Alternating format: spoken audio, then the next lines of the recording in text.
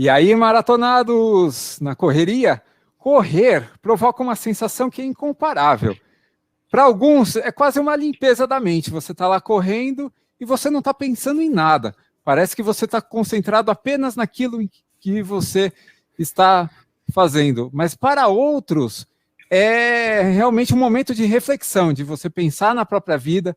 Você acaba aprendendo muito sobre si mesmo com a corrida.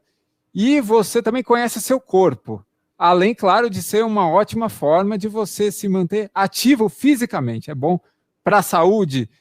E a gente hoje recebe o Elber Laranja, que é sócio fundador da Antecipa Fácil, que é uma fintech especializada em antecipação de recebíveis para pequenas e médias empresas, justamente para falar sobre isso, a relação dele, que é um empresário, com a corrida, qual é a função da corrida na vida dele, e também sobre empresa, né? É uma startup, a Antecipa Fácil, e a gente vai descobrir como ela funciona, o que ela faz, e também qual é a relação do Elber com tudo isso que tem acontecido agora, a pandemia, e os hábitos, se foram afetados dele. Eu chamo, então, ao Maratonado Podcast, o Elber Laranja. Seja muito bem-vindo ao Maratonado, Elber. Fala, Andrei, tudo bem? Olá, Rafa, tudo jóia? Obrigado pelo convite aí e vamos nessa, vamos fazer a nossa maratona agora. Vamos nessa. Elber, obrigado. Elber, baita introdução do Andrei, fala a verdade. Pô, esse cara sou eu? O Andrei manda muito bem, cara, eu adorei. Pô, Elber, obrigado, cara. Eu certamente nós vamos descobrir histórias legais, histórias suas relacionadas à corrida, mas eu tenho muito interesse também em conhecer esse seu lado de empresário, de sócio fundador de uma baita de uma empresa do mercado financeiro. Então vamos conversar um pouco sobre isso e também um pouco sobre a sua vida pessoal. É isso aí. A gente vai ter um papo bem proveitoso aqui com o Elber. E para começar, Elber, vou fazer uma pergunta que não é nada óbvia. Qual foi o papel da corrida na criação da Antecipa Fácil? Dá para relacionar uma coisa com a outra, a corrida e a Antecipa Fácil? Obviamente, a Antecipa Fácil não tem nada a ver com corrida no primeiro plano, né? Mas e no segundo, existe essa relação? Andrei, eu acho que quando a gente faz alguma coisa que a gente gosta, faz com prazer, no final das contas, ela acaba tendo relação com todas as outras coisas que você faz, né? Então, certamente, o prazer que eu sinto correndo, né, tem a ver, sim, com o meu espírito criativo e com o fato da gente ter conseguido trazer a Antecipa Fácil.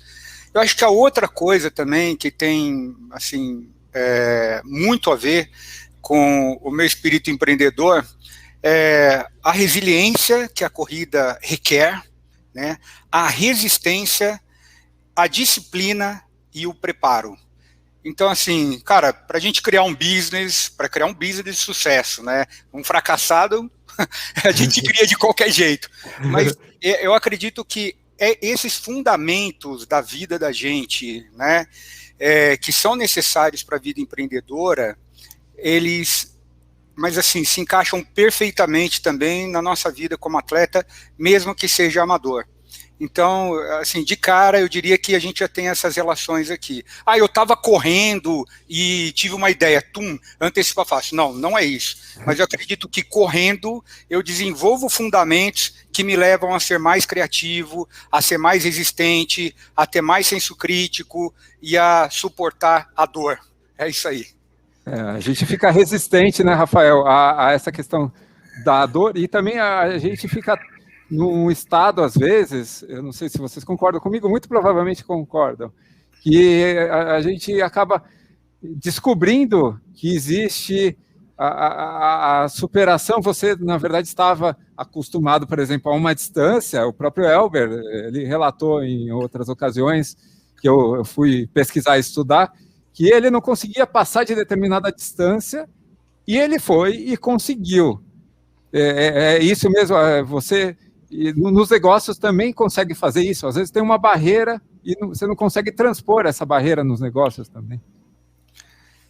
Andrei, você não sabe o quanto isso que você falou, talvez você não tenha ideia do quanto isso que você falou é uma verdade, como eles se relacionam assim na minha vida.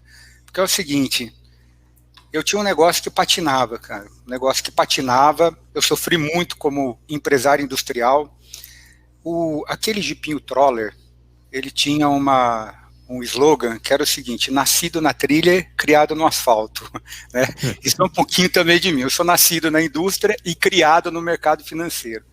Eu acho que ser empresário industrial me ensinou um monte de coisa, e acho que também uma coisa importante que ser empresário industrial me ensinou é que eu posso me perdoar depois que eu cometer erros, porque eu cometi muitos, né? E eu estava limitado ali numa empresa que teve uma fase de um relativo sucesso, mas também enfrentei muitos fracassos. Eu estava limitado ali. Foi exatamente na virada de chave, quando eu deixei de ser empresário industrial, que eu comecei a fazer consultoria financeira e comecei a construir assim, o conceito do que hoje é a nossa empresa de sucesso, que é Antecipa Fácil, né, que eu também transpus os meus limites na corrida. Então eu tinha meio que uma barreira psicológica ali de 15 quilômetros. Então, na hora que chegava nos 15 quilômetros, parece que o joelhinho começava a doer, mesmo tendo feito o preparo, tudo, eu botei um limite ali para mim. De repente, quando num outro fundamento da vida, eu fui obrigado a me desafiar, parece que aquilo também quebrou a barreira emocional, psicológica que existiam em outras coisas. E eu falei, caramba, acho que dá para tentar um 18. Pô, eu fui lá no 18 e foi legal, consegui, né? E, importante, né? Não fui do 15 para o 42, né? Pô, bati no 18, depois visitei o 20, depois visitei o 21, 22, 42, 50. Então, eu acho que assim, desafiar os limites, né? Sempre, quando você desafia seu limite, isso sempre gera sinergia para uma outra coisa da tua vida. Você fala, caramba, eu sou capaz. E foi assim que a coisa rolou comigo. Eu acho muito interessante, também tem um negócio que me intriga muito, é que tem pessoas que acham que a vida é feita assim de milagres, né? Nossa, o cara teve muita sorte. É como se você um dia tivesse acostumado a correr 5 quilômetros, mas resolveu, disse, pô, meus amigos na semana que vem vão correr a maratona de São Paulo. Você corre 5 quilômetros, vou chegar lá, vai ser um golpe de sorte, eu vou chegar e vou fazer um tempo abaixo de 4 horas. Simplesmente é algo impossível de acontecer. Você jamais vai conseguir pular tantos degraus de uma só vez. E no mundo empresarial tem gente que olha para o seu sucesso, para o sucesso de outras pessoas e pensa que muitas vezes foi um golpe de sorte, foi um milagre, foi a ajuda de Deus. E, na verdade, você galgou degrau a degrau. Então, a corrida tem muito essa relação. Não existe milagre. Eu vou fazer uma maratona amanhã, mas eu nunca corri uma meia maratona. Então, amigo, se eu fosse você, toma consciência que você precisa se preparar, assim como a gente se prepara para ter sucesso em qualquer negócio, né, cara? Rafa, isso também tem bastante verdade aqui, tem bastante verdade para a minha vida, isso aí que você falou também.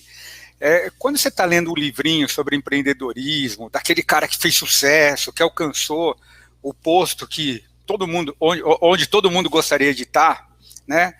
O cara escreve lá na página 138, fala, quebrei 3 vezes. Aí você lê assim, o cara quebrou 3 vezes. Pô, virou a página.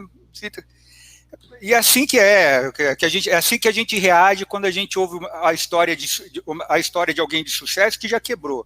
Mas, quebrar dói pra caramba, Eu chorei quando eu quebrei, Minha família esperava coisas de mim. Eu fui falar, cortaram a energia lá da empresa, cara.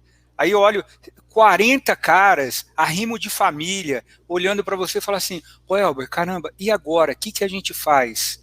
Puta, isso machuca.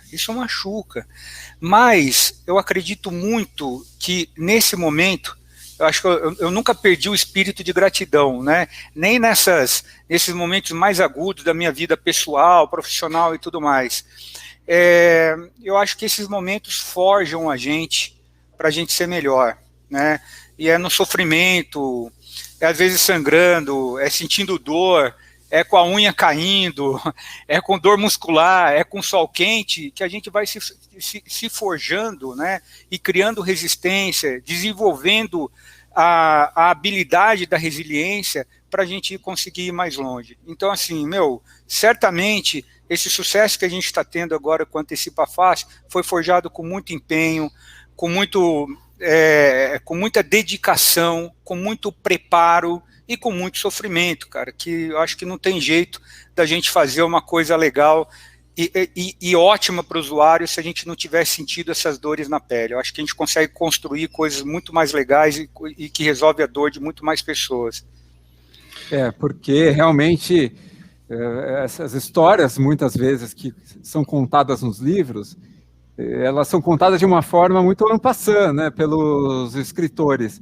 Eles preferem se concentrar no sucesso. Não são muitos os livros que contam prioritariamente as histórias de fracasso, porque eles querem apagar um pouco, né? Até é uma pena, porque as pessoas precisam saber que houve todo aquele sofrimento, né? E quando você conta uma coisa dessa, reforça que existe como você passar por cima disso. Né? Tem um negócio no mundo do marketing que eles chamam a jornada do herói. O Elber deve conhecer a jornada do herói. E hoje em dia, quebrar 3 vezes é um sinal até de sucesso, porque você conseguiu superar, reverter a situação. Mas não conto em detalhes o sofrimento que causou a doença que causou, o mal que causou, e às vezes nem todas as consequências que isso trouxe para a sua vida. Mas, na realidade, a dor, o sofrimento, ele parece ser uma coisa um pouco necessária na vida da gente, e só o tempo nos ensina isso, que a gente se forja realmente, a gente aprende que a gente tem coragem, que o mundo não vai acabar, que a gente tem capacidade de encontrar saídas, alternativas, mas enquanto a gente está vivendo isso, a gente sente muito medo. Eu estava vendo num material que o André me passou, que você, não sei se foi recentemente, foi diagnosticado com câncer da bexiga. É isso, Elber? Olha, aqui também tem uma coisa que a corrida teve uma relação na cura, né? A corrida teve uma relação direta, porque eu faço um check-up anual, justamente por causa da corrida, e foi no tempo que eu estava com o plano, eu estava inscrito na minha primeira maratona, né? Qual seria ela? Foi 2018, aquela de São Paulo, cara, Run City, lá em São Paulo. SP City Marathon. Como é que é? City Run? SP City Marathon. No meio do ano. No meio do ano. Em julho. Aí o pessoal me perguntou, por que rua que você correu de São Paulo? Eu falei, por todas. Passei por todas as ruas lá. Eu acho que você passou por perto da minha casa. Eu falei, passei, com certeza, não tem dúvida. E aí, foi justamente nessa época, eu estava me preparando e tal, fiz um check-up e o médico olhou lá, tinha um tumorzinho no meu... Ele falou, olha, eu acho que você está com um carocinho na bexiga. E não tinha sintoma nenhum, não doía, não acontecia nada. E esse tipo de tumor na bexiga, ele é meio traiçoeiro, porque se você demora para diagnosticar, quando descobre, ele já tomou toda a bexiga, cara. E é um risco danado mesmo. E aí... a gente foi investigar, com muita tristeza, descobri que realmente era, né, um tumor que já estava arregado e tal, e fiz o tratamento, fiz uma raspagem, e justamente no tempo que eu estava me preparando para a maratona, então eu tinha 6 meses para me preparar para a maratona, que eu falei, vou ficar com o condicionamento aqui ok, para a gente ir para cima, e tive que interromper durante 3 meses esse período, porque o médico, depois que eu fiz a cirurgia para retirada do tumor, o médico falou assim, 3 meses sem atividade física, inclusive porque eu fiquei com um catéter entre o rim e a bexiga, né, porque o tumor ali perto, enfim, fiquei com um catéter. Ele falou, você não pode cair, então pega leve, porque senão você vai se complicar. E aí eu meio que falei, vou ter que jogar a toalha porque não vai rolar. Aí quando faltavam 45 dias para a data da corrida, eu tive alta médica. Aí eu fui fazer aqueles 6 quilômetros para voltar, assim, né? Putz, fiz 6 quilômetros com aquele pace de 7 quilômetros por minuto, assim, botando a língua de fora, cara. Eu falei, meu, tô muito ferrado. Como que eu vou correr 42 aqui, 45 dias? Mas continuei treinando, tal, aí voltei a fazer treino de subida, pegando pesado, mas assim, meio em dúvida, ou quase com certeza que não ia rolar, que eu não ia conseguir na data da corrida. Quando chegou uma semana antes da corrida, eu tinha voltado aos 15 quilômetros, aquela marca também, meio a minha limitação básica ali, né? Tinha voltado para os 15 quilômetros, mas estava fazendo treino de subida e tal, alternando com treino de velocidade. Eu falei, quando chegar no sábado, eu vou lá para pegar o kit. Eu sou de Campinas, então eu tinha que ir em São Paulo lá para pegar o kit. Eu achei melhor voltar do que dormir para lá, porque é 50 minutos sem trânsito, é 50 minutos daqui para Sampa. Aí eu falei, vou pegar o kit. Cara, mas quando chegou naquela noite, assim, putz, me deu uma energia que eu falei, meu, eu vou lá correr e eu vou conseguir. E, meu, senti uma energia muito forte naquele momento, e assim, eu saí 3h30 da manhã de casa, com a certeza que eu ia conseguir.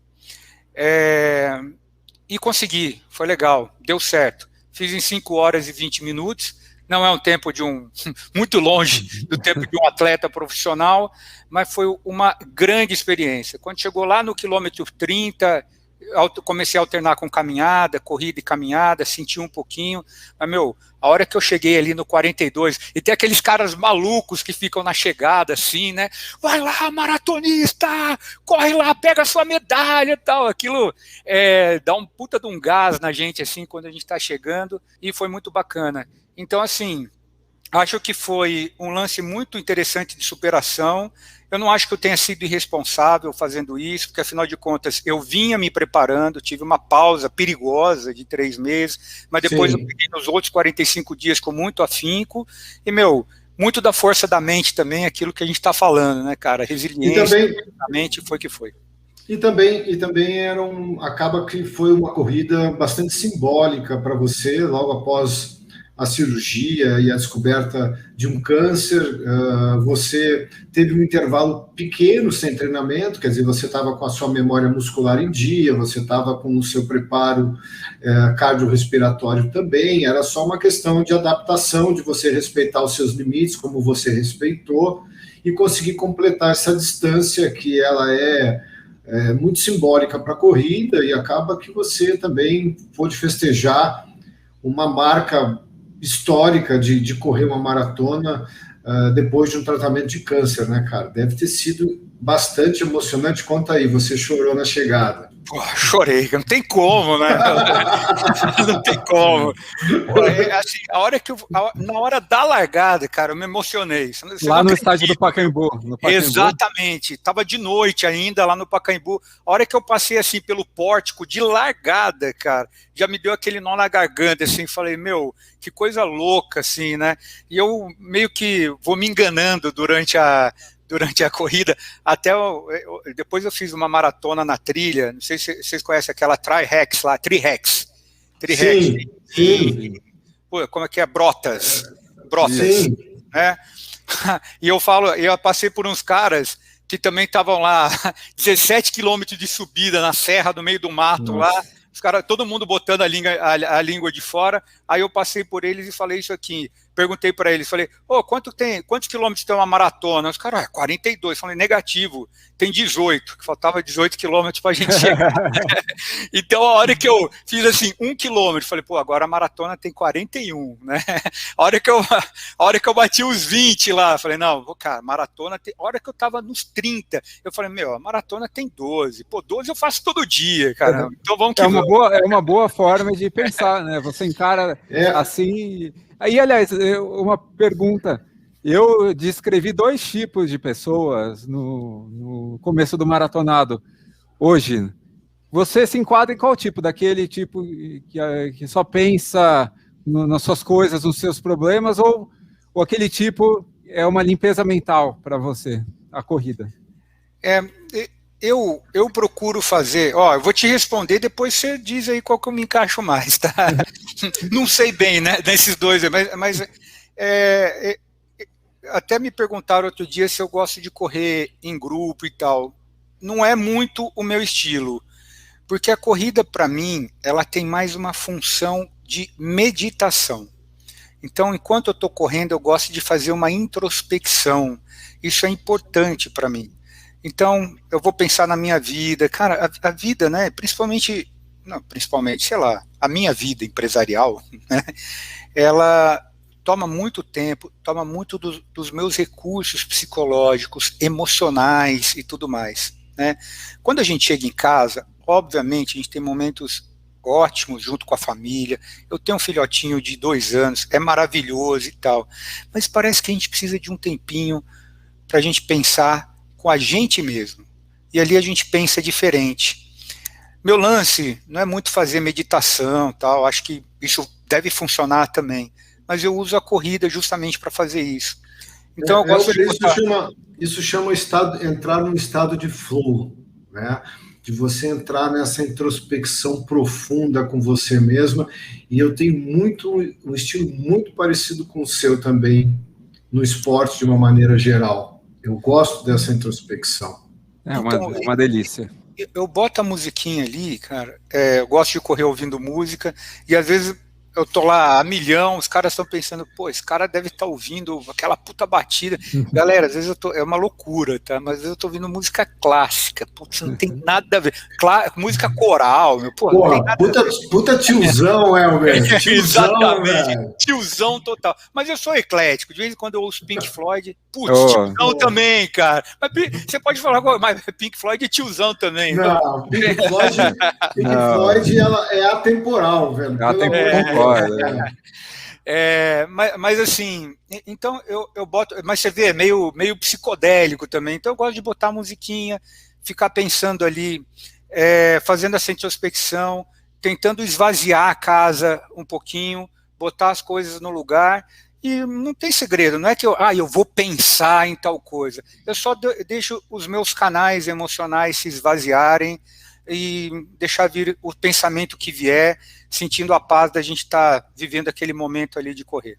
Você sabe que eu procurei, durante todo o tempo que eu treinei corrida, e eu deixei de correr um tempo atrás, então hoje eu já não pratico mais corrida, mas pratiquei durante muito tempo e corri provas de longa distância. Então eu treinava diariamente e ficava pensando, sempre analisando justamente como era meu comportamento nesses treinos longos e solitários, né? Como que a minha mente funcionava? Eu programava a minha mente para ela pensar num determinado problema, para eu encontrar uma determinada solução, e eu comecei a perceber que isso era imprevisível, era do dia. Tinham dias que eu entrava naquele momento com algo que estava me incomodando muito, que provavelmente tem acabado de acontecer, e também sempre, a maioria das vezes, problemas relacionados ao trabalho, à empresa, aos negócios, ou então a futuros negócios, a estratégias, e a dificuldade de encontrar soluções, saídas, e sempre focado, e quando era focado num determinado problema, eu conseguia enxergar aquilo de uma maneira muito mais tranquila e menos emocional. Parecia que a racionalidade começava a vir com os quilômetros passando, porque a gente aprende a corrida, a gente não culpa ninguém pelos nossos fracassos, a gente não responsabiliza ninguém pelo nosso insucesso. No máximo, a gente culpa o calor, né? Então, no máximo, assim, mas não culpa mais ninguém, só o calor mesmo. E surpreendentemente, dá uma analisada se você também, depois você analisar se não acontece com você também, com o Andrei. E surpreendentemente, tinham outros dias, cara, que eu pensava que eu tinha algum problema e eu estava simplesmente num estado de esvaziar a mente. Né? E você sabe que as pessoas acham que meditação é você ficar repetindo como é que chama? Mantras. Mantras e ficar naquele estado. A meditação é você deixar a sua mente fluir. Tem dias que você vai passar várias coisas na sua mente, tem dias que a sua mente vai se esvaziar, vai limpar e você vai higienizar a sua mente. Então a corrida nos surpreende, porque a gente nunca sabe o que a gente vai... Cada dia é um dia. E tem semana que a gente acha que não vai render nada e rende. Tem semana que a gente acha que nossa, essa semana aqui eu vou fazer um baita treino. E é o pior treino da sua vida, né? Você também tem essas, Elber? Tem sim, claro. Eu acho que isso acontece com todo mundo, sei lá, é o que me parece. E no trabalho também, né? E no trabalho também. Hoje é o dia, porra, dá tudo errado. Não, e até assim, às vezes eu uso um termo que é falar, tá calibrado. Às vezes eu tô calibrado. Às vezes eu tô calibrado pra corrida, cara. Puta, encaixa bonitinho. Sabe quando você encaixa o ritmo certinho? Você sobe, desce, puta, muda de terreno, vai que vai. Você tá calibrado, meu. Tá naquele dia. Pô, tem dia que a hora que chega a subidinha, você bota a língua de fora. Não tem jeito. Abre a boca para respirar, enfim, né? Porque quem corre longa não pode quebrar logo no 6, né? Então, acontece. E assim, sem sombra de dúvida, na vida profissional, putz, tem dia que você vai lá para a reunião, você tá calibrado, meu. Putz, você dá o recado, você vende muito bem e tal. Pô, tem dia que você tá meio sem inspiração, né? E assim, você não tá tão calibradinho e paciência. Vamos treinar, voltar na próxima. Aí a gente volta normalmente e dá certo, né? O que não pode, na verdade, é você tirar por base a última que não foi boa, né? Você tem que pegar a média, né? Então, mas eu acho que esse é um dos valores da regularidade, né? Quando a gente tem regularidade, você consegue perceber que você tem dias bons e ruins, mas que você vai, entendeu? E que isso é normal. Quando você faz de vez em quando, aí você tem um dia ruim, você fala, ih, caramba, eu acho que isso não é para mim. Porque você não tentou, né? Quando a gente está começando a correr, né? Eu comecei a correr com nem 10, né? Quando comecei a correr no 6, comecei a correr 1 quilômetro, né? 1 quilômetro. Depois fui para 2, né? E, meu, foi pesado pra caramba, não foi fácil correr 2 quilômetros. Depois fiquei no 2,5, vários dias eu fui treinar com 2,5 ali, né? Indo para 2,5 e tal. Eu não conhecia direito os meus limites, a minha capacidade, o meu condicionamento, né? Então, mas eu mantive uma regularidade. Talvez isso tenha me feito chegar nos 50, né? Mantive essa regularidade. E quando eu fui mantendo essa regularidade, eu fui me descobrindo. Fui descobrindo um pouco mais sobre o meu condicionamento, sobre os meus limites, sobre a minha necessidade de me preparar. Meu, se eu for trazer isso para a vida empresarial, profissional ou pessoal mesmo, tem muita correlação. Porque quando a gente, né, quando a gente mantém a regularidade, uma disciplina para você conquistar alguma coisa que você pretende, meu, nada vai ser linear. Tem dias bons, tem dias ruins, mas você precisa manter essa regularidade. E você percebe também a sua capacidade de evoluir. Engraçada essa sua história de você começar a correr com 1 quilômetro. Por coincidência, todo mundo começou, né? Só que muita gente esquece. Você olha um corredor cheio de fotos e resultados, e você fica... a gente esquece que todo mundo começou por algum motivo e lá com 1 quilômetro. E teve o primeiro treino, né? Teve algum primeiro treino sempre. Mas assim, os motivos de corrida podem ser diversos, mas eu sei aí, até porque eu conheço muita gente de assessoria esportiva, né? Treinadores de grandes assessorias esportivas, e eu já tive conversa de perguntar para eles, afinal, qual é o público que procura uma assessoria? Então você vai pegar pessoas que já passaram por depressão, pessoas que passaram por separação, pessoas que passaram por doenças graves. Então, em algum momento da vida, você dá uma virada, você percebe que você precisa fazer algo, ou você vai fazer por conta própria, no parque, na rua, em qualquer lugar, você toma ou na academia, você toma uma atitude, ou então você vai procurar um grupo para se fortalecer, para se encorajar, para fazer parte de um grupo,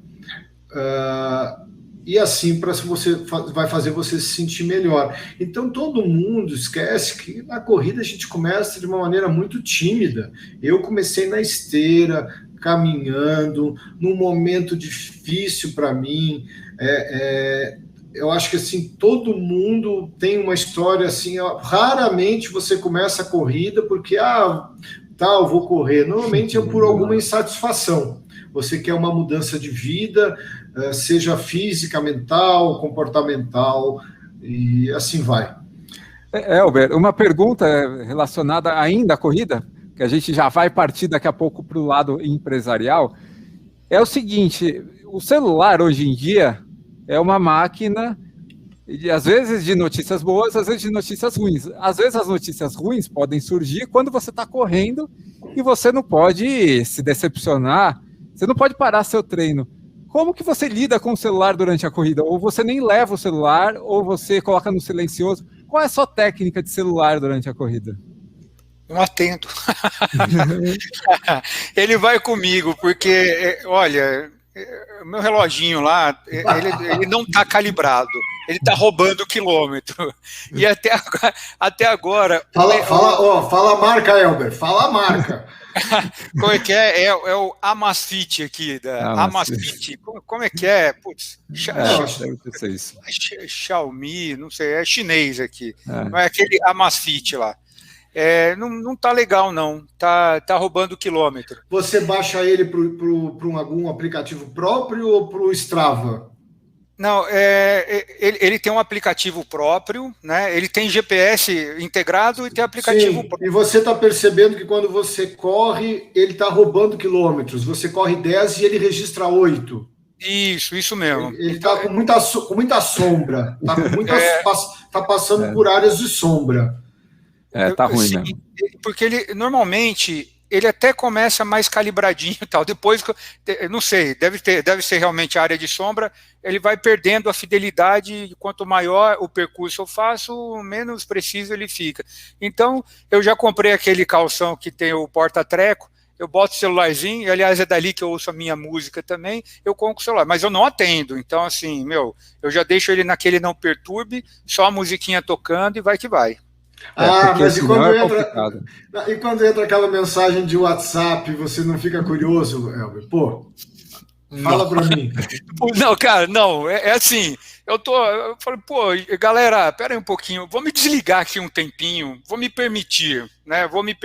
Ótimo. E até minha esposa sabe disso e tal, então quando eu tô correndo, eu acho que o principal é a família nessa hora, de você perder uma conexão com eles durante uma hora, se desligar, mas é aquela preocupação, meu filho caiu, meu filho machucou, preciso de ajuda e tal. Pô, galera, não aconteça nada, pelo amor de Deus, durante essa hora, me deixa em paz. Então, mas sobre isso, eu penso sobre isso também, tá? E eu sou um cara grilado, né? Assim, eu me preocupo com esse tipo de coisa. Putz, minha esposa, meu filhinho, né? A Thalita, o Fabrício, como é que eles estão? Mas eu também me lembro, eu tô com 41, né? Eu vivi, assim, até os 16, 17 anos, eu não tinha celular, cara. A gente saía, sério, tinha o telefone, eu falei, pô, quantas horas meus pais ficavam sem ter notícia a meu respeito, me amando, né? Me amando, se preocupando comigo e tal. Pô, será que é 1 hora, 1h30, 2 horas que eu ficar sem ter notícia, que realmente vai aumentar a exposição da minha família ao risco, né? Eu acho que isso é um tipo de paranoia. Vai aumentar a exposição e você ainda vai ser julgado por não amar o suficiente. Como assim? Ele se desligou? É porque ele não nos ama o suficiente. Então, são 2 vias. Uma é tipo, pô, por que tem que acontecer algo justamente agora? E por que eu tenho que ser julgado por querer me desligar? A tecnologia, nesse sentido, nos trouxe um grande problema, né? É bem cruel isso. Né? Porque você vê, às vezes a gente recebe mensagem no WhatsApp de uma namorada, da esposa, e ela disse, e já aconteceu comigo, acontece até hoje. Ei, você está online? Porque eu nem sabia que tinha lá o online do WhatsApp. Eu sou tão desligado com isso, cara, que eu não me interesso com essa. Eu não tenho essa cobrança de quem está online e quem não está. Eu não sabia. Só que a minha namorada já aconteceu dela dizer assim: você está online? Por que você não me respondeu ainda? Com quem que você está falando?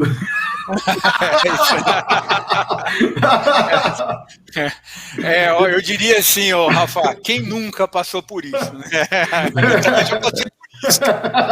A tecnologia nos dá uma pressão de uma resposta, né, de estarmos sempre disponíveis, né? Por isso que a pergunta do Andrei sobre o telefone eu achei muito legal, cara. Eu já corria sem telefone, cara. Eu não levava mesmo. Não levava. E assim, quando tem prova longa, tipo essas de maratona de trilha, não tem sinal. Então você tem que se conformar mesmo e falar, vou ficar umas horas incomunicável aqui e paciência. Mas de qualquer jeito eu estou batendo na madeira e na horinha que eu tiver incomunicável ali, nada há de acontecer. Claro. Certeza. O André, deixa agora vamos entrar um pouco na história do negócio, do teu negócio. Eu acredito que você disse que está com 41 anos. Acredito que você tenha começado bem cedo. Você falou ali no começo que você teve uma indústria. Uhum. E esse negócio de indústria, quando a gente pensa em indústria, é um negócio pesado, né? É galpão, é máquina, é operário, transporte de mercadoria, é entrega, enfim. Esse negócio de indústria é complicado para mim. Eu acho legal, a gente sempre pensa, inclusive existe aquela história de que o cara é dono de indústria, o cara é milionário, né? Legal pra caramba. Porque... Industriário. O cara é milionário. O que você fabricava? Eu fabricava peças em fibra de vidro, que é aquele plástico reforçado com fibra de vidro. Para quem não, assim... Eu sou surfista, né, Elber? Então você sabe o que é. Só a prancha, né, de fibra, provavelmente com aquele núcleo de poliuretano, né? Então, eu fazia, inclusive, na nossa vida lá, a gente já chegou a fazer protótipo de prancha, mas fazia peça técnica em fibra de vidro. Na verdade, é o que a gente chama de composto polimérico, né? É um plástico reforçado com a fibra do vidro. Mas você já entregava, moldava a peça para alguma empresa específica, para alguma situação, para algum uso específico? A minha empresa era sobretudo de projetos. Eu tive alguns clientes recorrentes, como por exemplo a Mitsubishi, para o Mitsubishi Cup, né? Ele tem, por exemplo, a categoria de ASX, a categoria da L200. Eu fazia a peça da carenagem, da bolha do carro, porque os carros de rally eles não são de lata, né? Como os de rua. Eles são de fibra de vidro, por ser mais leve a fibra de vidro, né? Então eu fazia, por exemplo, né, as peças desses carros da Mitsubishi Cup. Mas, sobretudo, eu fazia projetos especiais, então, normalmente coisa que era fora de linha, por exemplo, uma caixa d'água. Tem caixa d'água no material para construção, essa eu não fazia, que é a medida padrão. Mas a construtora me procurava e falava, olha, eu preciso de 75 metros cúbicos numa área de tanto por tanto. Vê aí que formato que cabe, como é que faz, me entrega isso aqui. Era esse tipo de coisa que eu fazia. Você é engenheiro, Elber? Não.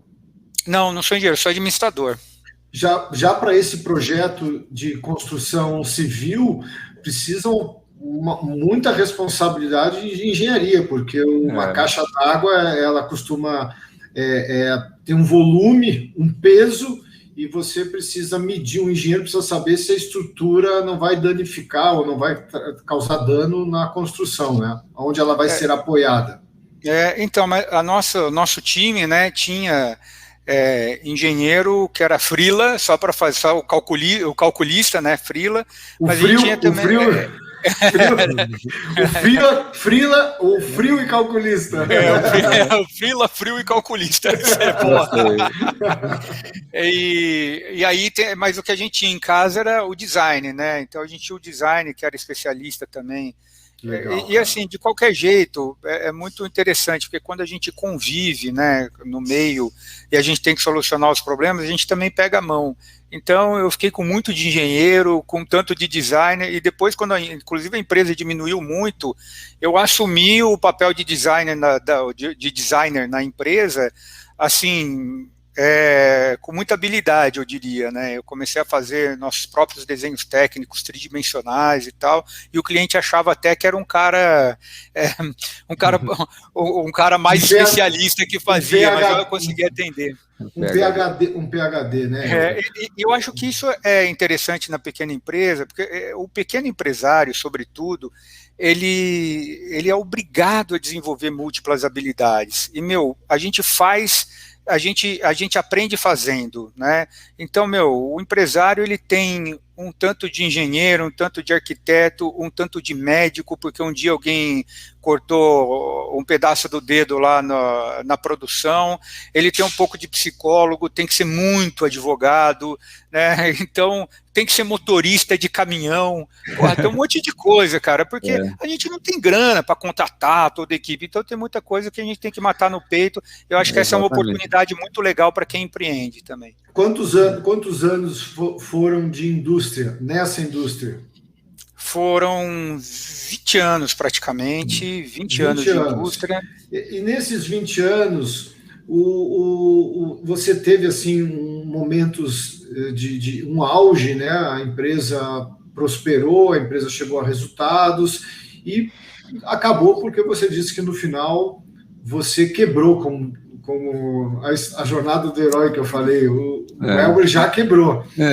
E você acha que nessa história da sua indústria especificamente, o que fez a indústria, o que fez a sua empresa quebrar? Foi o mercado? Você analisou isso? Certamente você já teve tempo e maturidade, você já está vivendo muita coisa depois dessa história. Né? Um outro momento. Como que você olha assim, o auge foi muito bom, ganhou muito dinheiro, jogou muito dinheiro fora, esbanjou dinheiro? Não, você é um cara que não esbanja, não foi isso? Exatamente, como que foi essa passagem, resumidamente, essa sua passagem na indústria? Passagem não, né? História. Uma vida na indústria, né? Uma vida na indústria. Não, no meu auge não ganhei muita grana. Eu diria que eu consegui, honestamente, o meu sustento e da minha família, tá? Na indústria. Eu acho que a palavra empresário, ela é revestida de um glamour que é até prejudicial, né? Concordo. Pessoal, eu comecei a empreender, estou falando sério, tá? Eu comecei a empreender, eu tinha 15 anos. 15 anos eu comecei a empreender, tá? E não é brincadeira não, cara. Eu peguei uma agendinha, coloquei assim, entrada, saída. Essa foi a minha primeira ação como administrador de empresa aos 15 anos. E eu falei para o meu pai, me dá aqui os cheques pré-datados que agora eu vou controlar, né? Eu comecei ao lado do meu pai o negócio. E meu pai era um empreendedor. Eu costumo dizer o seguinte, quando meu pai empreendia, não tinha iogurte na geladeira. Quando meu pai estava trabalhando como um empregado de uma empresa, né, CLT, tinha iogurte na geladeira. Então, quando meu pai ia empreender, minha mãe já ficava resistente, com razão, porque sempre que ele ia empreender, a vida ficava com muito mais restrições, né? E aí eu meio que me liguei na minha infância já que meu pai era um excelente técnico, mas ele não era um administrador legal. E quando eu tinha só 15 anos, meu pai foi se atrever a empreender de novo. Eu falei, pai, eu vou com você agora. Posso? Aí ele falou, pode. Eu já era muito ligado com ele e tal, eu era chaveiro, né, aquele molequinho chaveiro e tal, né. Ele falou, pode. Mas eu entrei para valer mesmo. E aí eu já peguei no outro dia a agendinha que eu falei e comecei a controlar as finanças. E foi assim que começou a minha vida empresarial, né. Então, assim, voltando lá ao assunto do auge, não, no auge não ganhamos muita grana. Eu acho que, mas a gente conseguiu sustentar legal a nossa família. Não teve grana para esbanjar, né? Mas essa vida empresarial, mesmo pequena, modesta, me levou a alguns lugares muito interessantes e me deu uma experiência muito bacana. Então, assim, no nosso melhor momento, né, a gente teve, sei lá, 2.000 metros quadrados de área, 40 funcionários, nunca foi muito grande, 40 funcionários e tudo mais. E o que eu estava falando sobre o glamour da palavra empresário, né, é que quando eu tinha 15 anos, sei lá, talvez 16, 17, por aí, eu fui preencher a ficha numa loja. Eu estava com a camiseta suja de tinta de piscina, que a gente estava fazendo repintura de piscina, o boné virado para trás e de chinelo, aquela, assim, o estereótipo do operário, cara. E aí a pessoa da loja lá perguntou assim, profissão. Eu acanhado falei assim, eu tenho uma empresa. Aí ela escreveu lá, empresário. Aí eu falei, empresário? Eu? Assim, caramba, eu sou empresário, né? E veio assim, remeteu ao glamour daquela palavra. E eu falei, mas cara, como? Sabe onde que a gente trabalhava, pessoal? Trabalhava num terreno de uma invasão aqui em Campinas. Chão de pedra, cara, luz de gato. Desculpa, vou falar isso, cara. Não, já ficou para trás. Já ficou para trás. Né, goste ou não, era o jeito que a gente trabalhava. Mas ali naquele lugar, pessoal, nós formamos uma galerinha, um pessoal ali da região, meninos ali do bairro, que passariam longe dos processos seletivos de grandes empresas. E hoje, 20 anos depois, esses caras têm profissão, têm família, têm dignidade. Por quê? Porque um dia a gente ousou e constituiu uma empresa lá longeão, no terreno, no meio de uma invasão, né? Então, assim, eu acho que a melhor coisa que eu posso trazer da minha vida de industrial, que eu posso dizer sobre a minha vida de industrial, não foi tanto de grana que eu ganhei, né, mas eu acho que desse legado que eu consegui construir para mim e para aqueles que passaram pela nossa vida durante esse tempo que a gente estava empreendendo.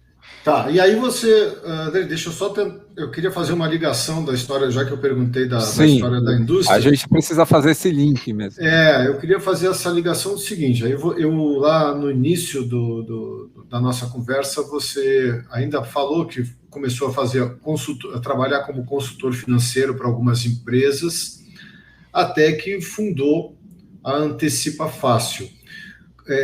Como surgiu a ideia da Antecipa Fácil? Certamente você percebeu uma necessidade, que você poderia trazer uma solução para algum problema que ainda não existia essa solução. Como que surgiu essa ideia? Você entrou nisso sozinho? Você trouxe gente junto com você? E como que foi esse formato startup aí de investidor anjo? Como é que tudo isso aconteceu? Legal, adoro contar essa história. Quando eu quebrei, eu tive que recomeçar de algum jeito, precisava seguir a vida, né? E aí, você se encontra num desafio... Você já estava casado? Você já estava casado? Estava casado, tá? Estava casado. Desculpa perguntar, com essa mesma esposa que está casado hoje. Eis a questão, não. Não, nessa mesma época meu casamento acabou. Não, porque eu ia dizer que ela tinha sido uma heroína, porque ninguém aguenta ficar ao lado de um cara quebrado. Ela não deixa de ser, porque quando a gente se conheceu, eu não estava de boa, tá? Eu garanto para você.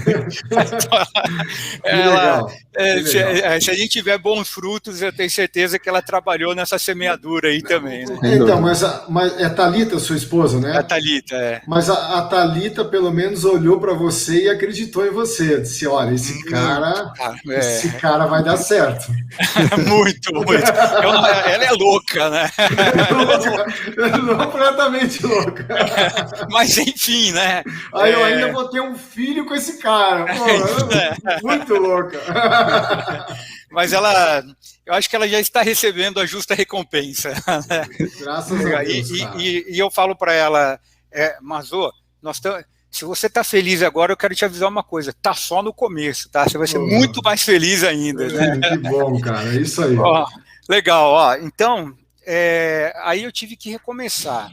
Pô, recomeçar, você fala, pô, eu tenho que fazer mais com menos, não é? Mais com menos. Então, eu vou contratar uma equipe de alto desempenho para fazer o mais com menos. Mas estou sem grana, como que eu contrato uma equipe de alto desempenho? Falou, não, então eu vou ter que vou ter que comprar um maquinário que seja mais moderno, né? Mas, cara, até as maquininhas que eu tinha, o banco levou. Então, como você recomeça? O único jeito que eu vi de recomeçar é utilizando um fundamento da vida empresarial, que é a gestão financeira, que é uma coisa que já me encantava, né? E eu, na faculdade, eu fiz faculdade de administração, tinha um privilégio, eu podia aplicar conhecimento em tempo real. Eu lembro de contabilidade de custos, quando eu fui fazer prova de contabilidade de custos, a hora que eu fui fazer a prova, eu já tinha aplicado o método de critério de rateio base hora para formar o meu preço de venda. Pô, fiz a prova mais rápido que todo mundo, entreguei e tirei 10. Então foi muito legal, porque eu pude aplicar o conhecimento acadêmico ali em tempo real. Então eu estava assim, preparado para assumir uma nova empreitada com gestão financeira. E foi esse o fundamento que eu trouxe para mim e falei, cara, agora a gestão financeira aqui nessa empresa, ela vai ser o carro-chefe para a gente se recuperar. Eu tinha as finanças na casa decimal, eu descobri o ponto de equilíbrio do meu negócio, eu analisei preço de venda, eu demiti clientes que não davam resultado, diminuí o tamanho da equipe e fui muito mais eficaz. Elber, repete que você falou um negócio aí, para deixar bem claro. Quem que você demitiu? Clientes que não davam resultado. Muito importante. Né, Andrei? A gente sempre fala em demissão, as pessoas acham que a gente demite funcionário. Ele demitiu clientes. Até porque a gente às vezes assina uns contratos que não são nada vantajosos, né? Muito bom, Elber. Exatamente, e principalmente, pessoal, a gente já estava com algumas empresas grandes que eles viam assim, mundos e fundos, só que é o seguinte, eu quero pagar pouco e você tem que fazer muitas adequações para você me atender. Então a gente se submetia a condições e aquele tal volume que eles prometeram nunca chegavam. Eu me ferrei muito. E aí você perguntou, por que você quebrou? Eu quebrei por causa dessas e outras coisas. Nunca se quebra por um único fator. Ah, eu quebrei porque isso, eu quebrei porque aquilo. É uma conjunção de fatores que leva a gente a quebrar. Um deles foi esse, uma formação de preço de venda ruim, me submeter a algumas condições que clientes exigiam e que eu não tinha condições. Eu me endividei de uma maneira que eu não deveria para cobrir furo de caixa e não para fazer investimento. Então eu tomei um monte de decisões erradas, mais algumas coisas de conjuntura. André, que nem você falou, é o sol. Você pode colocar a culpa no sol, no cenário econômico, não sei o que lá. Mas muito, ou quase tudo, são decisões que eu tomei, cara, que deram errado. Então eu tive a oportunidade de recomeçar, refletir sobre as decisões que eu tomei e deu errado, e falar assim, pô, vamos tentar fazer alguma coisa certa? E deu certo. Por ter dado certo, meus concorrentes lá do mundo da fibra de vidro começaram a me chamar para fazer consultoria empresarial. Aí eu falei, pô, eu nem esperava fazer esse tipo de coisa, mas eu fui convidado. Mas você já tinha esse networking, já eram conhecidos seus. Já tinha networking de empresário, sim, empresário industrial, não é isso. Sim, mas então, você não precisou prospectar os clientes. Os clientes perceberam e você foi naturalmente fazer esse trabalho. Porque o mercado soube que eu estava quebrado. Daqui a pouco eu comecei a melhorar, os caras falaram, opa, peraí, o laranja não quebrou? Nós estamos quebrando. O laranja, meu nome é Albert Laranja, né, cara? O laranja não está quebrado, mas como que o cara, voltou a atender, não sei o quê? Não, parece que o cara tá bom, tá até pagando as contas. O laranja não estava só o bagaço? O que aconteceu com o laranja? O laranja estava só o bagaço, pô. E aí, falou, porra, caramba, tem alguma coisa que está acontecendo legal.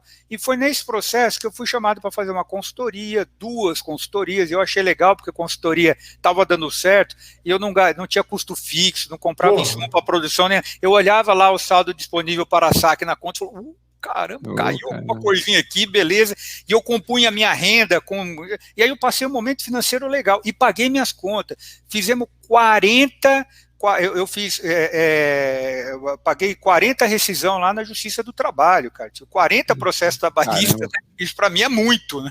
É muito. Pô, pagamos um por um, honramos tudo, honramos fornecedor, tal. Beleza, conseguimos. Por isso que não sobrou. No melhor momento ali, eu estava pagando conta do passado lá, né? Mas aí depois, quando chegou lá em 2015, a gente teve uma crise aguda de novo a indústria, putz, meus clientes pararam de comprar. Mas eu já estava com esse negócio de consultoria, eu falei, pô, eu vou transformar esse negócio de consultoria no meu principal meio de vida, que eu estou amando fazer isso aqui, era muito legal. Conversando com empresário, compartilhando experiência. Mas aí entra o aspecto que você acabou de falar, que evidentemente você já estava apaixonado por essa história, e isso faz muita diferença. Total. Exatamente. Pô, e você vê que eu falo assim com aquela empolgação mesmo, assim. Fala, né, os olhinhos brilharam. Cara, por quê? Era a minha vida, cara, é a minha vida. E erros que eu tinha cometido, tinha refletido, eu estava ali vendo outros empresários incorrendo na mesma coisa. Eu passava um dia com o empresário fazendo consultoria, criei um módulo de consultoria rápida e tal, eu saía de lá, eu sentia que tinha uma energia legal. Eu conseguia falar para o empresário se o preço de venda dele é eficaz, se a empresa dele tinha atingido o ponto de equilíbrio financeiro, e formava sempre um plano de ação para o cara, meio nutricionista, né, meu? Você faz uma receitinha ali. E não é porque eu sou mágico, nem nada, é só fazendo cálculo, só fazendo... É matemático, é matemático. Exatamente, matemático. Pessoal, ó, tá acontecendo isso, porque a principal pergunta que os empresários me traziam é o seguinte, cara, eu trabalho que nem louco, a minha empresa fatura, mas eu não sei para onde a grana vai. E aí, eu mais ou menos já sei para onde a grana vai, né? Porque os casos são muito parecidos. Vai para o fato do cara não separar as finanças pessoal com as finanças, com as finanças corporativas, vai com o fato dele não contemplar todos os custos efetivamente no preço de venda, do empresário não estar preparado para entender o que é um passivo trabalhista, o que é um passivo fiscal, o que é o passivo contábil, e não incorporar isso ao preço de venda, o que é um custo financeiro. Então, eu teve um caso interessantíssimo, que eu fui fazer consultoria para um cara que vendia botão de rosa aqui no interior de São Paulo. Ele falou, cara, eu não sei para onde a grana vai. E, ó, eu tenho lucro, porque eu compro um botão de rosa a R$1 e vendo a R$1,40, eu tenho 40% de lucro. Eu falei, ai, caramba, mas tá aí. Não é assim, porque não é, eu compro por R$1,40, eu compro por 1 e vendo por R$1,40, mas cara, cadê o transporte? Isso tá me lembrando como o corredor acha que o organizador, assim, o corredor acha que organizar uma prova é camiseta e água, soma camiseta e água e acabou, e medalha acabou. Tá nadando em rio de dinheiro, pô, o cara teve que fazer mas ótimo exemplo, o cara teve que fazer mobilização, né, fazer o isolamento, ele paga infraestrutura de segurança, tem a questão tributária, staff, né? Estou imaginando, nunca vi um caso, mas staff ali para... Cara, tem muita... E as coisas que envolveram, a divulgação, tudo, cara. Então, assim...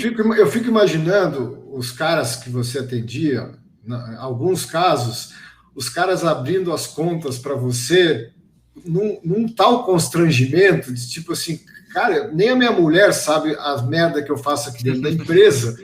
Eu vou falar para você, tirei dinheiro ontem para comprar uma caminhonete de R$200 mil. Eu podia? Puta, meu Deus. Então, assim, é uma mistura de vida pessoal, vida empresarial. Mas, assim, acho que tem uma parte legal. Eu já chegava, mas assim... muito próximo deles, porque eu já chegava falando, pessoal, eu já fiz cagada, tá? Fica tranquilo, fiz cagada, não tem santo aqui. Sabe o que eu vou fazer? Não vou fazer mágica, não vou fazer nada. Eu vou fazer umas contas que eu não fiz para mim, tá? Eu vou fazer para você hoje. Pô, tá? Excelente método de introdução ao trabalho. Cara, beleza, cagada eu fiz, entendeu? Inclusive eu quebrei, né? Tipo assim, você não estava lá para julgar ninguém, não vou julgar você. Quem sou eu, né? Aí eu comecei a ter muita informação sobre saúde financeira das empresas. E eu deixava o relatorinho com os caras, era legal, gerava valor, eu cobrava R$1.000. botava 1.000 no bolso, falava, opa, namastê, né? Pô, legal. Como que funcionava a questão de sigilo, Elber? Total. Mas isso estava em contrato ou era de boca? De boca. Cara, de boca. Você tem que confiar em mim, não vou conversar sobre nada de você com mais ninguém. Isso. É fundamental passar essa credibilidade, né? Nunca ninguém, eu não levei por esse lado, eu talvez devesse, assim, até por uma questão profissional, mas eu nunca levei. Então, todo mundo que eu atendi, eu era muito próximo dessas pessoas, eu acho que o meu próprio jeito, né, pelo fato de ser empresário também e tal, mas sempre respeitei demais o sigilo. E o sigilo tem um pouco do que gerou Antecipa Fácil. Eu falei, eu tenho muita informação sobre a saúde financeira dessas empresas. Eu acredito que essas informações seriam importantes para um concessor de crédito, para reduzir a assimetria informacional da operação de crédito, né? E aí eu falei assim, mas lógico que eu não posso abrir por uma questão de sigilo. E eu comecei a pensar em fazer uma agência de classificação de risco dessas pequenas empresas. Mas eu não sou um cara de risco que tenho experiência com risco de crédito e nem com a matéria, né, análise de risco. E aí, cara, eu estava justamente pensando nisso, participando do evento de um negócio, do outro lado da sala, dia 16 de maio de 2016, né, se apresenta um cara lá de blazer, né, falou assim, meu nome é Tiago Quiliato, que hoje é meu sócio, né? E eu sou modelador estatístico e faço análise de risco para o Banco Itaú, risco de crédito. Eu falei, vou falar com esse cara pomposo aí, vou contar a minha ideia. E o Tiago, toda a sociedade tem um filho da mãe, um cara mau e um cara bom. O Tiago é o cara mau aqui da minha sociedade, né? Eu sou o cara bom, pode acreditar nisso, né? Será? Depende do ponto de vista. Por quê? Porque o Tiago era aquele filho da mãe que quando eu chegava lá no Banco Itaú para pedir empréstimo, a gerente falava assim, ai, seu Elber laranja, o sistema não aprovou. Eu falei, puta, mas quem será que é o filho da puta que tá atrás desse sistema, meu? Aí eu descobri, era o Tiago. Por isso ele é o cara mal. Ele ficava fazendo aqueles modelos de crédito que negavam o meu crédito. Mas aí, vindo de mundos tão diferentes, quando a gente se conheceu, cara, deu um matching super legal, porque a gente compartilhava uma visão. Fala, pequenas e médias empresas são extremamente desassistidas pelo mercado bancário e financeiro tradicional. Os caras estão sangrando. Eu sei disso porque eu vim daqui, meus clientes são de lá. E ele falou, eu sei disso porque eu nego crédito para todo mundo lá no banco para empresa. Seu filho da mãe.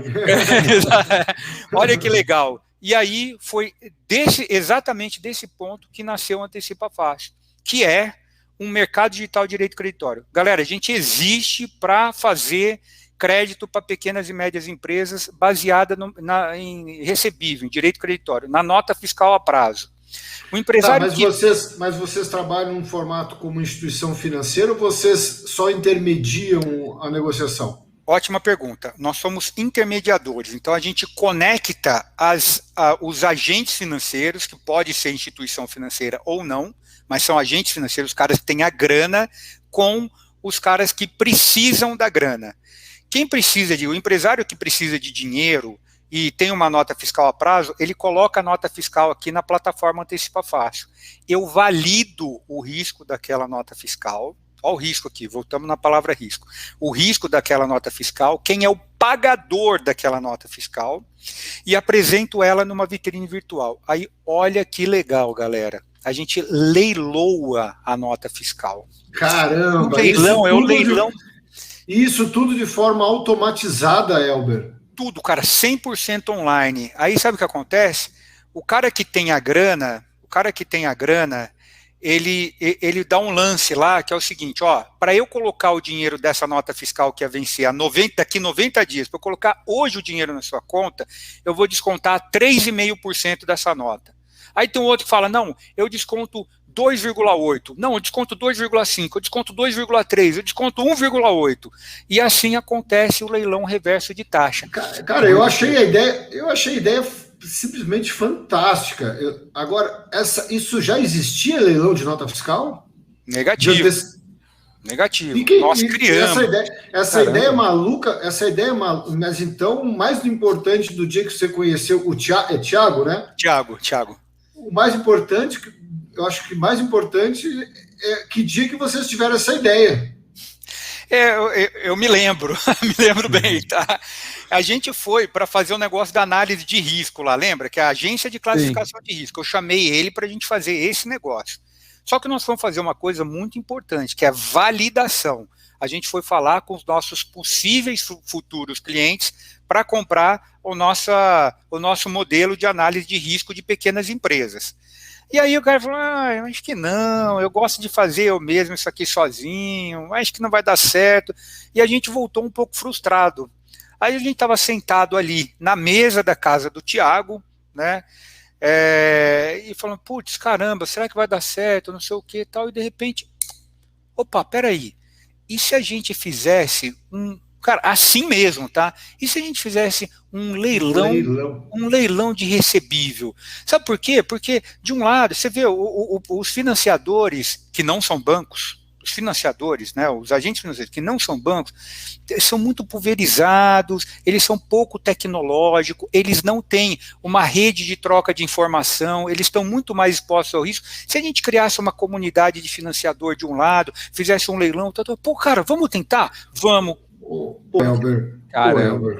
Elber, temos 1h05 de conversa.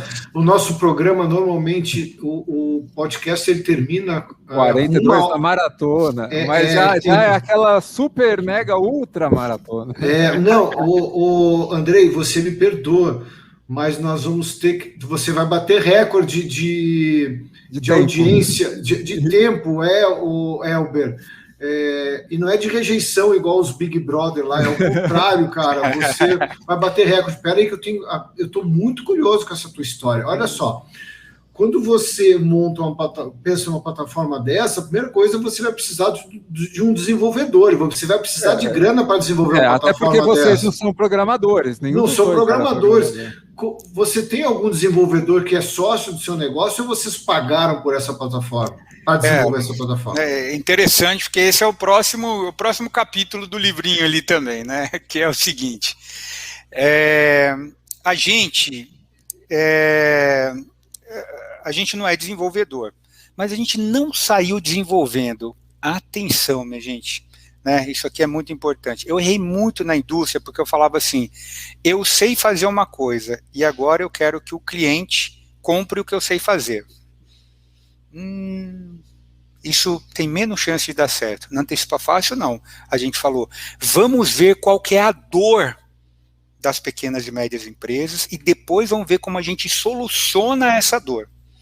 A gente tinha uma suspeita a respeito dessa dor, tá? Que veio da minha vida empresarial, e aí a gente tinha que validar a dor que os agentes financeiros tinham e se a gente ia gerar valor para ele. Nós passamos 1 ano e meio fazendo isso.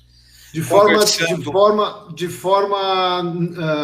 analógica. Cara, exato, gastando sola de sapato, cara. No papel. Exatamente, indo que penetra nos eventos, né? Aquele cara que fica deslocado lá no cantinho lá. Mas Elber, você sabe que o que você fez, na verdade, foi uma atitude super high-tech, né? De cara muito forte em marketing digital, em negócios digitais, já num formato de startup, que chama, o Andrei sabe muito bem, como é que chama isso? Acho que é validação. MVP. O MVP. Você saiu com o seu mínimo produto à rua para buscar o feedback do cliente antes de querer, ou seja, você construiu o seu avião já voando. Eu vou fazer uma outra analogia. A gente construiu, na verdade, assim, não construímos nada. A gente falou assim para os times, vocês querem jogar o financiador e o tomador do crédito? Aí os caras falaram, não, eu acho que eu jogaria sim. Aí a gente criou a regra, a gente comprou a bola, comprou as camisas, deu nome para os times, tava tudo, os caras estavam prontinhos para jogar. Quando eles estavam prontos para jogar, aí assim a gente partiu para fazer o campo. Tá? Já estava todo mundo confirmado. Exatamente. Por quê? Já pensou se a gente faz o campo, tipo assim, gasta... vai ter uma pelada, a pelada é tal dia, tá todo mundo confirmado pro churrasco também? Pô, Isso aí. Todo mundo confirmado. Já pensou se a gente sai... Pô, desenvolver é caro pra caramba. Já pensou se a gente sai desenvolvendo que nem louco? Isso e acontece a gente não muito. sabe o que o cliente quer. Isso acontece e aí, muito. quando chega lá, eu fiz o campo. É o maior erro, né, Andrei? Olha, isso acontece porque você, na verdade, você não colocou à prova a sua ideia. Você simplesmente acha que as pessoas precisam daquilo, mas elas não precisam daquilo. Você acha, mas elas não acham. Às vezes você acha que elas precisam daquilo de um jeito, e quando você vai conversar com eles, você descobre que eles até precisam, mas de outro jeito. Eu vou dar um exemplo do próprio Esportividade. No começo, a gente tinha um guia de academias, mas nem as academias, nem as pessoas estavam a fim de procurar pelo guia de academias. Por quê? As pessoas buscavam academia no Google, as academias anunciavam no Google ou no Facebook. Para que existia o Esportividade? Para isso, não. Existiam grandes players no mercado que já faziam isso. Então, o maior investimento do Esportividade foi uma coisa que as pessoas não iriam utilizar. Cara, eu adorei o mecanismo da sua plataforma de você entrar com uma nota fiscal, você faz uma análise de crédito e deve ter um rating para dar uma nota tanto para o cara que é o que vai receber, quanto para o cara que vai pagar. Isso é muito incrível, né? Porque vai pagar essa porra mesmo, né? E aí você, depois que você dá uma nota suficiente para que ela vá para o sistema para fazer a captação do recurso, os caras entram e deve durar horas, né? Deve ser o quê? Você deve fazer um contrarrelógio, uma contagem regressiva. Como é que você faz? Eu preciso voltar num pontinho importante que você falou aí, Rafa, que é o seguinte. Você estava falando do risco, né? Que a gente faz uma análise de quem é o tomador do crédito, que a gente chama de cedente, e de quem vai pagar pela nota fiscal. Aqui tem uma coisa muito importante que é o seguinte: a gente analisa muito mais quem vai pagar do que quem é o tomador do crédito. Então, eu tenho aqui tomadores que é Ambev, tá? O cliente dele é Ambev. Então, eu vou olhar pouco para o crédito do cara que é o fornecedor da Ambev, que é o pequenininho que está precisando da grana, e vou olhar muito mais para o risco da Ambev. E qual tem menos risco? Atenção, né? A Ambev tem muito risco. Então eu troco o risco do tomador do crédito pelo risco do cliente dele. Por isso eu dou crédito para negativado. Por isso eu dou crédito para a empresa que tem recuperação judicial. Porque eu troco o risco do crédito pelo risco do pagador dele. Então eu falo, galera, se tem bom cliente, se são um cliente legal, vem aqui que a sua nota fiscal vira dinheiro no leilão antecipa fácil. Isso, por exemplo, pode ser usado no setor, por exemplo, de transporte. Tem grandes empresas que solicitam transporte. Aí, por exemplo, o caminhoneiro precisa pagar aquela conta porque ele já pagou o pedágio à vista, né? Ele já pagou o combustível, mas ele vai receber daqui 60 dias, por exemplo. Aí ele precisa desse dinheiro e ele já investiu um dinheiro nesse transporte. Vocês atendem a esse tipo de público, por exemplo? Justamente, pessoal, as pequenas empresas, elas estão entre os seus grandes fornecedores. Pequena empresa compra insumos de empresa grande. As empresas grandes não negociam pagamento ou a forma de pagamento com o pequeno. E elas estão entre os grandes clientes que esticam seus prazos de pagamento. Deu para perceber? A pequena empresa tem que submeter as políticas de recebimento dos seus grandes fornecedores e as políticas de pagamento dos seus grandes clientes. Quem está financiando? Gente, olha o que eu estou falando aqui, pessoal. Quem está financiando a cadeia produtiva é o pequeno, que não tem acesso ao crédito, e que quando tem, é o mais caro de todos. O pequeno está sangrando, né? O pequeno está sangrando, e é para isso, e é para resolver essa dor que a gente exige. Fala, então, se tem uma nota fiscal de uma empresa grande, pode fazer antecipação. E, gente, eu preciso fazer aqui rapidamente um serviço de utilidade pública, tá? às vezes a empresa grande, ela bota lá no documento de compra, né, na ordem de compra, ou no contrato de compra e venda que ela tem com o fornecedor, que ela proíbe o fornecedor de fazer antecipação de recebível. Proíbe, tá? Isso é o padrão. Eu fui proibido.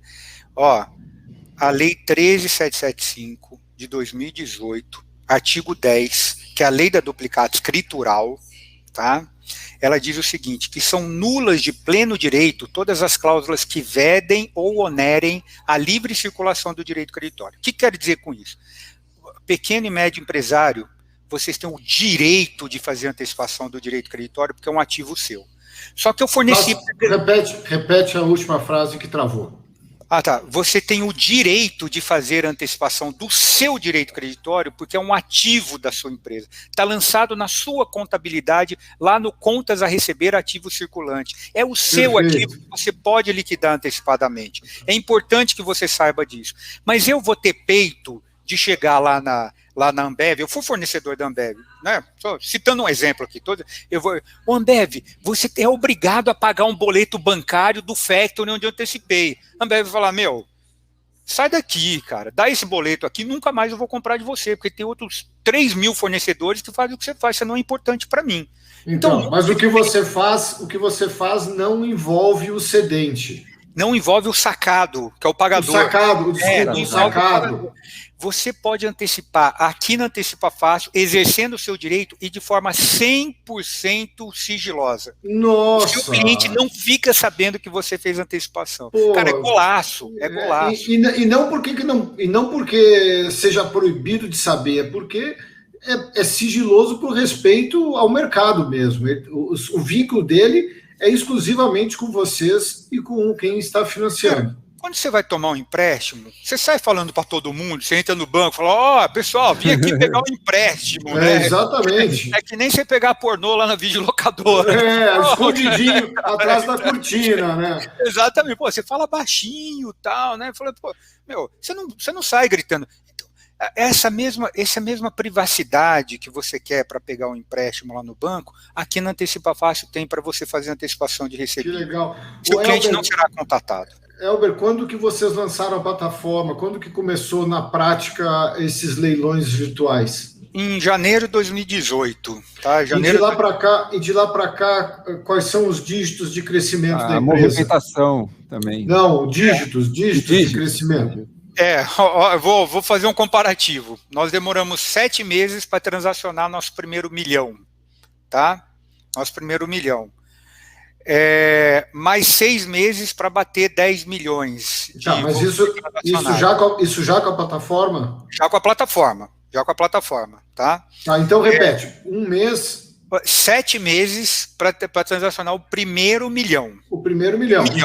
Então, peraí, vamos só entender a ordem cronológica. Começou em janeiro de 2018. Isso.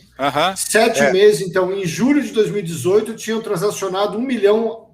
Tinham passado pela plataforma. Em dezembro de 2018, já era 10 milhões. Então, a gente foi de 1 para 10 milhões em 6 meses. Teve um crescimento de 1000%. É isso aí. Acho que é. Não sei. 1 milhão. 10 milhões. No segundo ano, a gente tinha 60 milhões transacionados. Até dezembro de 2019. 60 milhões transacionados, 600%. Isso aqui está mais fácil de eu fazer aqui, né? 600% de crescimento. De 2019 para 2020, a gente já tinha batido 160 milhões. 160 milhões. E agora, de janeiro a dezembro, de janeiro a maio de 2021, nós já batemos 210 milhões transacionados. Hoje a gente faz 1 milhão por dia de transação, aquele que a gente demorou 7 meses ali no primeiro semestre de 2018. Então esse é o ritmo de crescimento. E assim, a gente não é obcecado por crescer. A gente quer... Se você me disser o percentual da negociação que fica com a Antecipa, eu já digo quanto que a Antecipa faturou nos últimos anos, mas não precisa. Agradeço. É para falar baixinho, como quando você vai lá na locadora. Mas é um pedacinho dessa... É comissão de plataforma marketplace. A gente fica com um pedacinho da transação. Sim, eu trabalho no volume. Trabalha no volume, exatamente. Trabalha no volume, né? Então, a gente teve um crescimento muito legal. E assim, pessoal, estamos só começando também. Estamos só começando. Vocês precisaram de aporte financeiro? Precisaram de investidores? Precisamos. Lembra que eu falei que a gente ficou 1 ano e meio fazendo validação? Só validação? Nesse tempo, o dinheiro acabou, tá? Não tinha mais, já estava sem grana. E aí, para digitar a primeira linha de código, a gente já teve que fazer uma captação. Fizemos uma captação no PowerPoint, com investidor anjo. Né? Tem aquele Family, Friends and Fools, né? Assim, então, a gente achou uns amigos bobos, né? O Clauber, que é o maluco que colocou, junto com o Samuel, meu amigão também de pós-graduação, que colocaram R$50 mil cada um, assinando um guardanapo de papel no restaurante Quinta do Marquês, aqui em Campinas. Porra, velho, os caras estão milionários, eles estão ainda no negócio ou já saíram? Cara, então, mas eles já ganharam, eu confesso que eles já fizeram uma boa grana aqui, tá? Pô, exatamente, cara. Foi o melhor guardanapo da vida deles, cara. Com toda certeza, cara, com toda certeza. E o Clauber é meu amigo de maratona, tá? Então, eu estava jantando com eles lá, tal, e eu falando, puta, agora estamos precisando, já fizemos validação, tal. Aí o Samuca olhou pro Clauber e falou, meu, vamos dar 50 conto para esse laranja aí, para ele parar de encher nosso saco, meu. Aí assinaram cada um 50 mil reais lá no guardanapo, botaram 100 mil reais no caixa da Antecipa Fácil, e Thiago e eu, ó, pá, metemos o pau. Mas depois a gente fez outras rodadas de investimento anjo, tal, e assim vai. A relação com o investidor não termina. Mas já partiu para investidor institucional, série A, série 1, 2, 3, ou ainda estão no processo? Agora nós estamos fazendo roadshow em vias de terminar um Series A ali, né, um série A, né? Agora, nesse momento, a gente está em via de fechar uma rodada série A, que é para uma fase que a gente chama de tração. Então, ali naquele roteirinho do Lean Startup lá, né, que é os teóricos das startups, sabe do que eu estou falando? Então, a gente passou pela curiosidade, eu contei essa história para vocês, passamos pela ideia, né, fizemos um produto mínimo viável, uma prova de conceito, né, aí a gente entrou numa fase que a gente chama de go-to-market, que é começar a estabelecer os canais de relação com o cliente, e agora a gente está partindo ou seja, a gente partiu, né? A gente está vivendo aquele momento que a gente chama de tração, que é quando a gente vai levar a nossa solução para um grande número de clientes. E ganhar escala, né? Exatamente, para depois a gente escalar. Escalar ainda está um pouquinho na frente, então a gente está tracionando e depois a gente escala. E é uma empresa 100% digital. 100% digital. Toda a experiência do nosso usuário acontece digitalmente, por meio de soluções da internet. O Andrei, vamos fechar esse episódio de hoje com chave de ouro. Você está de parabéns, Laranja. Escreveu um livro, Laranja, do bagaço ao sucesso. Parabéns, Elber. Cara, que jornada incrível. Na verdade, eu fiquei muito, muito preso realmente com a história da sua virada em direção... Que foi uma guinada realmente assim impressionante, né? Porque, na verdade, tem muita gente que no seu lugar teria continuado lá na indústria e teria aberto outro CNPJ, iria tentar fazer de novo, e iria acontecer de novo, não aprenderia, enfim. Cara, eu fiquei fascinado pela ideia, pela forma como você fez a ligação entre duas pontas que têm muito interesse em fazer negócios e não se comunicavam, não se encontravam, e você criou essa conexão. A Antecipa é uma baita de uma ideia inspiradora, parabéns, sucesso. como você já disse para sua esposa, isso é só o começo, ela não faz ideia de onde isso vai, para onde, em que direção que isso está indo. E muito bem dirigido, né? Muito bem controlado, com pessoas muito capazes. Isso é o mais importante. Responsabilidade para não cometer os mesmos erros do passado, cometer novos erros, mas que não sejam tão ruins assim. Elber, antes de encerrarmos, eu gostaria de apresentar minha camiseta. Não é de corrida desta vez, pela primeira vez não é de corrida. É Esporte e Vida, uma coleção da Mobile Comunicação, em homenagem ao Esportividade, que é o meu site, está à venda. Lá no Esportividade, você acessa o menu e clica em camisetas no Esportividade. Você compra, essa camiseta é da Reserva, que tem loja em shopping. Então, é uma camiseta comemorativa, é uma linha de camisetas, são 4 no total, camisetas, encontra lá. É isso aí, tem que empreender também, né? Eu vou usar. É isso aí. Bonita camiseta, bonita, eu não tinha visto, bonita. Opa. Legal, e chega rápido. O Andrei já falou, o recheio ajuda, né, cara? Ajuda. É isso aí. Elber, eu vou me despedir antes do Andrei. O Andrei fecha o programa, cara, obrigado. Sabe, por trás de todo o negócio, o grande negócio, assim, tem muita gente boa, gente lutadora, gente inspiradora. Parabéns aí pela tua história e vou acompanhar você. Já estou te seguindo no Instagram, apesar de que teu Instagram é extremamente low profile, tipo, total. Não interessa a minha vida para ninguém, mas a sua vida profissional a gente consegue acompanhar por outros caminhos, por outros meios, e eu estou aí torcendo pelo seu sucesso cada vez maior. O papo estava tão bom que eu esqueci de fazer a pergunta final. A pergunta final, Elber, para a gente encerrar, é o que te deixa maratonado, Elber? A vontade de vencer. O desafio, a vontade de vencer me deixa maratonado o tempo todo, em tudo. Estou com a faca nos dentes, brilho nos olhos e lápis na mão. Boa! É isso aí. Muito obrigado, Elber. Obrigado, pessoal. Sigam o Maratonado no YouTube, www.youtube.com/maratonado. Finalmente a gente tem esse endereço. Ouçam também os episódios no Spotify. E até o próximo episódio do Maratonado Podcast.